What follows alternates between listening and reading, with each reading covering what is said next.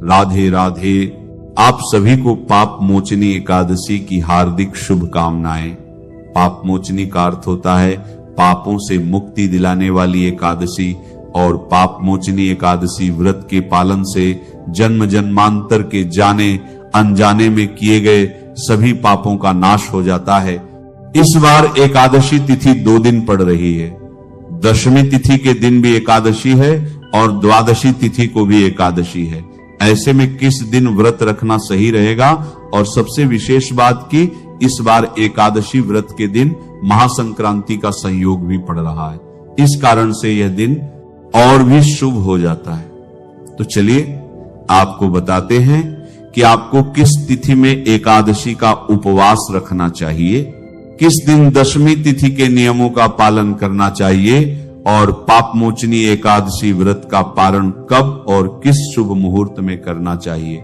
साथ ही आप जानेंगे संक्रांति के महापुण्य काल के बारे में भी, क्योंकि इस बार चैत्र मास के कृष्ण पक्ष में मीन संक्रांति का महापर्व पड़ रहा है। एकादशी के दिन भगवान विष्णु की और संक्रांति के दिन सूर्य भगवान की पूजा का और पितरों का तर्पण दान इत्यादि देने का विधान है। तो इस बार एकादशी तिथि, जो कि चैत्र मास के कृष्ण पक्ष की एकादशी है, 14 मार्च दिन शनिवार को सुबह 8:12 से शुरू हो रही है। एकादशी तिथि वैसे तो शनिवार को पूरा दिन और पूरी रात रहने वाली है, और एकादशी तिथि 15 मार्च रविवार को सुबह 9:16 पर समाप्त होगी। इसके बाद में द्वादशी तिथि लग जाएगी, क्योंकि शनिवार को दशमी तिथि मिली एकादशी है, इसीलिए वैष्णव जन हो या गृहस्थ जन हो, उन्हें 15 मार्च दिन रविवार को एकादशी का उपवास करना उत्तम रहेगा। हालांकि लोग 14 मार्च दिन शनिवार को भी एकादशी का व्रत कर सकते हैं, लेकिन दशमी तिथि मिली एकादशी को शुद्ध नहीं माना जाता है। इस बार 15 मार्च दिन रविवार को ब्रह्म मुहूर्त सुबह 5:02 से 5:50 तक रहेगा।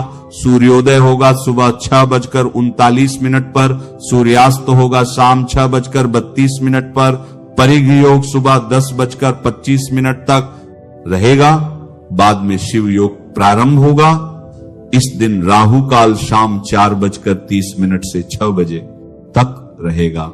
एकादशी की प्रातःकाल पूजा का मुहूर्त सुबह 5:19 से 6:31 तक रहेगा, और शाम की पूजा शाम 6:27 से लेकर 7:41 के बीच में कर सकते हैं, क्योंकि इस दिन रविवार पड़ रहा है, एकादशी है। इसलिए एकादशी के नियमों का पालन करते हुए रविवार के दिन तुलसी जी में जल अर्पित न करें, लेकिन सुबह और शाम तुलसी जी में धूप दीप अवश्य जलाएं। क्योंकि 15 मार्च दिन रविवार को ही मीन संक्रांति का महापर्व भी है, तो इस दिन पुण्यकाल और महापुण्यकाल का विशेष महत्व रहता है। तो इस दिन पुण्यकाल सुबह 6:31 से लेकर दोपहर 12:30 तक रहेगा। वहीं महापुण्यकाल का समय सुबह 6:31 से 8:31 तक रहेगा। तो इन दोनों शुभ मुहूर्तों में आप एकादशी की भी और मीन संक्रांति की भी पूजा कर सकते हैं, जिसमें सूर्य देव और श्री विष्णु भगवान की पूजा कर सकते हैं, पितरों को जल अर्पित कर सकते हैं। क्योंकि संक्रांति के दिन पितरों के नाम से जो कुछ भी शुभ काम किए जाते हैं, जैसे दान पुण्य तर्पण श्राद्ध पिंडदान आदि, उनसे पितरों को भी मुक्ति मिलती है। और द्वादशी तिथि 15 मार्च रविवार को सुबह 9:17 से शुरू होगी। इसी के साथ हरिवासर का समय भी शुरू हो जाएगा। 16 मार्च सोमवार को सुबह 9:41 तक द्वादशी तिथि का समापन होगा। अगर जो लोग जानकारी के अभाव में या फिर एकादशी लग रही है, इस कारण से शनिवार को एकादशी का उपवास रख रहे हैं, उनके लिए जानकारी दे दे कि रविवार को सुबह से लेकर दोपहर के बाद तक हरिवासर का समय रहेगा, जिस दौरान एकादशी का व्रत नहीं खोला जाता है। 16 मार्च सोमवार को ब्रह्म मुहूर्त सुबह 5:01 से 5:49 तक रहेगा। इस दिन सूर्योदय होगा सुबह 6:38 पर, सूर्यास्त होगा शाम 6:32 पर और शिव योग सुबह 9:36 तक रहेगा। बाद में सिद्धि योग प्रारंभ हो जाएगा। तो सोमवार के दिन सर्वार्थ सिद्धि योग भी बन रहा है, जो कि शुभ कार्यों को करने के लिए, किसी खास काम को करने के लिए बहुत ही शुभ रहेगा। राहु काल सुबह 7:30 से 9 बजे तक रहेगा।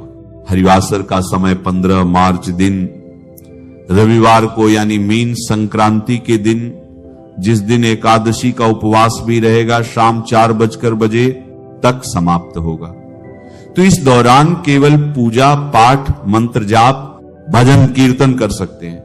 हरिवासर के दौरान व्रत नहीं खोला जाता। और ऐसे में इस बार पाप मोचनी एकादशी व्रत का पारण 16 मार्च दिन सोमवार को सुबह 6:30 से लेकर 8:54 तक कर सकते हैं। ध्यान रखिएगा, द्वादशी तिथि बीतने से पहले आपको एकादशी का व्रत खोल लेना है। व्रत खोलने से पहले भगवान को सात्विक चीजों का भोग लगाएं। इसी एकादशी से जुड़ी हुई एक सुंदर पौराणिक कथा का श्रवण करेंगे, जिसे हमने अपने वैदिक शास्त्रों से लिया हुआ है। तो चलिए आज की कथा का आरंभ करते हैं। एक समय माता पार्वती और भगवान शिव कैलाश पर बैठे हुए थे।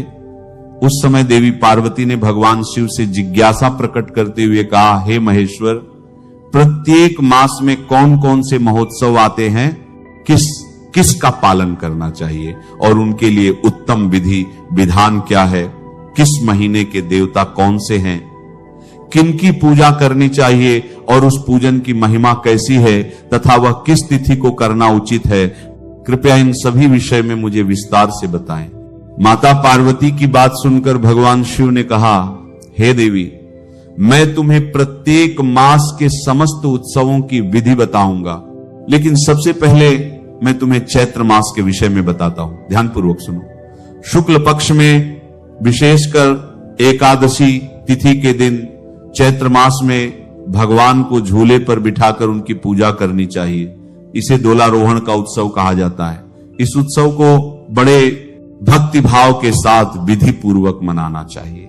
हे पार्वती, जो लोग कलयुग के पाप और दोष का अपहरण करने वाले भगवान श्री कृष्ण को झूले पर विराजमान देखते हैं, उस रूप में उनकी झांकी करते हैं, वे सहस्त्र अपराधों से मुक्त हो जाते हैं।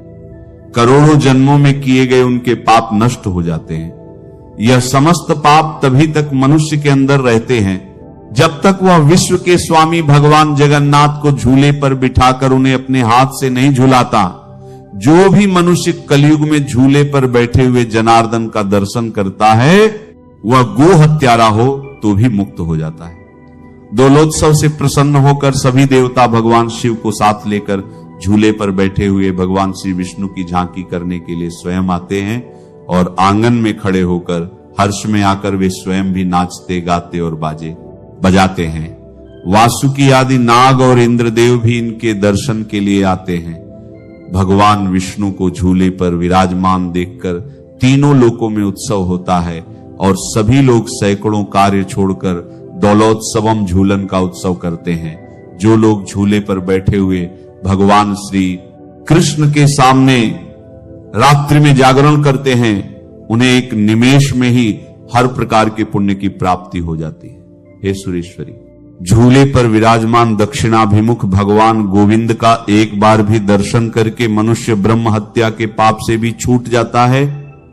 चैत्र मास के शुक्ल पक्ष की एकादशी के दिन गायत्री मंत्र के उच्चारण द्वारा भगवान का पूजन करना चाहिए। माधवाय नमः, गोविंदाय नमः, श्रीकंठाय नमः, इन मंत्रों से भी पूजन किया जा सकता है। मंत्र उच्चारण के साथ विधि पूर्वक पूजन करना उचित है। एकाग्र चित्त होकर गुरु को यथाशक्ति दक्षिणा देनी चाहिए। निरंतर भक्ति पूर्वक श्री विष्णु की लीलाओं का गान करते रहना चाहिए। इससे उत्सव पूर्ण होता है। झूले पर विराजमान भगवान श्री हरि सभी पापों को हरने वाले हैं। जहां दोलोत्सव होता है वहां देवता, गंधर्व, किन्नर और ऋषि बहुत बार दर्शन के लिए आते हैं। उस समय नमो भगवते वासुदेवाय इस मंत्र द्वारा षोडश उपचार से विधिवत उनकी पूजा करनी चाहिए। अंग न्यास, कर न्यास, शरीर न्यास, सब कुछ 12 अक्षर मंत्र से करना चाहिए और इस आगमोक्त मंत्र से ही महान उत्सव कार्य संपन्न करना चाहिए। नारद आदि देवर्षियों को तथा विश्वक्सेन आदि भक्तों को स्थापित करना चाहिए और उसके बाद 5 प्रकार के बाजों की आवाज के साथ विद्वान पुरुष भगवान की आरती करें। प्रत्येक प्रहर में यत्न पूर्वक पूजा करनी चाहिए और तत्पश्चात नारियल तथा सुंदर केलों के साथ जल से भगवान को अर्घ्य देना चाहिए। अर्घ्य देते समय इस मंत्र का उच्चारण करना चाहिए। आरती का देव देव जगन्नाथ शंख चक्र गदाधर। अर्घ्य गृहाण में देव कृपया परया सहित और सभी लोग बारी बारी से भगवान को झुलाएं। हे सुरेश्वरी, पृथ्वी पर जो जो तीर्थ और क्षेत्र हैं वे सभी उस दिन भगवान का दर्शन करने आते हैं, यह समझकर महान उत्सव करना चाहिए। इस प्रकार कहते हुए भगवान शिव ने अब वैशाख मास के विशेष उत्सवों का वर्णन करना आरंभ किया। भगवान शिव ने कहा, वैशाख मास की पूर्णिमा के दिन वैष्णव पुरुष भक्ति, उत्साह और प्रसन्नता के साथ जगदीश्वर भगवान को जल में पधराकर उनकी पूजा करे। एकादशी तिथि के दिन अत्यंत हर्ष में आकर गीत, वाद्य और नृत्य के साथ यह पुण्यमय उत्सव करे। भक्ति पूर्वक श्री हरि की लीलाओं का गान करते हुए इस उत्सव को मनाना चाहिए और उस समय भगवान से प्रार्थना करते हुए कहना चाहिए, हे देवेश्वर, इस जल में शयन कीजिए। जो लोग वर्षा काल के आरंभ में भगवान जगन्नाथ को जल में शयन कराते हैं, उन्हें कभी नरक की ज्वाला में नहीं तपना पड़ता। हे देवेश्वर, सोने, चांदी, तांबे अथवा मिट्टी के बर्तन में भगवान श्री विष्णु को शयन कराना उचित है। पहले उस बर्तन में शीतल और सुगंधित जल रखकर विद्वान पुरुष उस जल के भीतर श्री विष्णु को स्थापित करें। गोपाल या श्री राम नामक मूर्ति की स्थापना करें अथवा शालिग्राम शिला को ही स्थापित कर सकते हैं। कोई भी प्रतिमा जल में रख सकते हैं, उससे होने वाले पुण्य का कोई अंत नहीं है। पृथ्वी पर जब तक पर्वत हैं और सूर्य की किरणें विद्यमान हैं, तब तक उसके कुल में कोई नरगामी नहीं होता। इसीलिए ज्येष्ठ मास में श्री हरि को जल में पधराकर उनकी पूजा करनी चाहिए। इससे मनुष्य प्रलय काल तक निष्पाप बना रहता है। ज्येष्ठ और आषाढ़ के समय तुलसी दल से वासित शीतल जल में भगवान धरणीधर की पूजा करें।